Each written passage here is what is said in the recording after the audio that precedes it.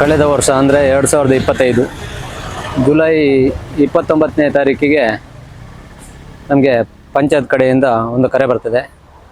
ಅಲ್ಲಿ P D O ಆಗಿರುವಂಥ ದಿನೇಶ್ರವರು ಕರೆ ಮಾಡ್ತಾರೆ. ನೇತ್ರಾವತಿಯಲ್ಲಿ ಊತಿಟ್ಟ ತಲೆಬುರುಡೆ ಊತಿಟ್ಟ ಪ್ರಕರಣದ ಶೋಧ ಕಾರ್ಯಕ್ಕೆ ನಿಮ್ಮ ಹಿಟಾಚಿಯನ್ನು ಒಮ್ಮೆ ನಮಗೆ ಕಳಿಸ್ಕೊಡಿ ಅಂತ. ಹಾಗೂ ಅವರ ಸಿಬ್ಬಂದಿ ಕೂಡ ಒಬ್ಬರು ಕರೆ ಮಾಡ್ತಾರೆ. ಅವರ ಒತ್ತಾಯದ ಮೇರೆಗೆ ನಾನು ಅವತ್ತು ಮಧ್ಯಾಹ್ನದ ನಂತರ ನನ್ನ ಹಿಟಾಚಿಯನ್ನು ಕಳಿಸಿಕೊಟ್ಟೆ.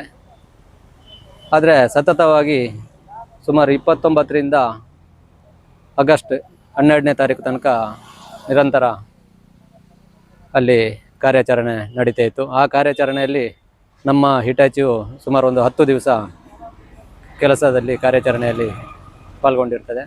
ಆದರೆ ಅದರ ಮೊತ್ತವನ್ನು ನಮಗೆ ಇನ್ನೂ ಪಾವತಿಯಾಗಿರುವುದಿಲ್ಲ. ನಾವು SIT ಅವರ ಹತ್ರ ಕೇಳುವಂಥ ಹಕ್ಕು ನಮಗಿಲ್ಲ. ನಮಗೆ ಅಂದರೆ ಪಂಚಾಯತ್ನವರು ಹೇಳಿರುವ ಪ್ರಕಾರ ಪಂಚಾಯತ್ನವ್ರ ಹತ್ರ ನಾವು ಕೇಳಿದಾಗ ಅವರು ಬರ್ತದೆ, ಜಿಲ್ಲಾ ಪಂಚಾಯತಿಂದ ಬರ್ತದೆ ಅಂತ ಏನೋ ಉತ್ತರವನ್ನು ನೀಡ್ತಾಯಿದ್ರು.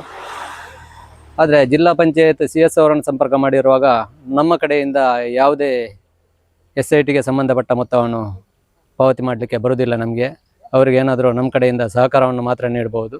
ಅದಕ್ಕೆ ನಾವು ಪ್ರತಿ ಉತ್ತರವನ್ನು ಕೂಡ ಕೊಟ್ಟಿರುತ್ತೇವೆ, ಅದರ ಪ್ರತಿಯನ್ನು ಬೇಕಾದ್ರೆ ನಿಮಗೆ ಕೊಡ್ತೇವೆ ಅಂತ ಹೇಳಿದರು.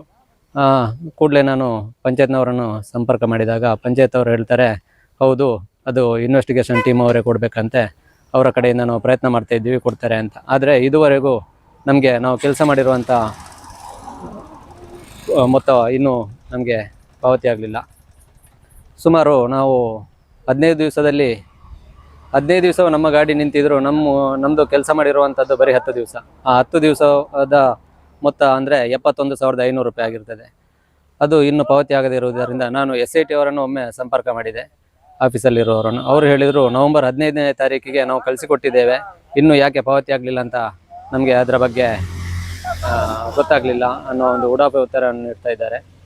ಆದರೆ ನಾನು ಅವರ ಹತ್ರ ಕೇಳುವಂಥ ಪ್ರಮೇಯ ಬರೋದಿಲ್ಲ. ನಾನು ಪಂಚಾಯತ್ ಅವರನ್ನು ಸಂಪರ್ಕ ಮಾಡ್ತಾನೆ ಇದ್ದೇನೆ, ಆದರೆ ಬರ್ಬೋದು ಅಂತ ಹೇಳ್ತಾರೆ.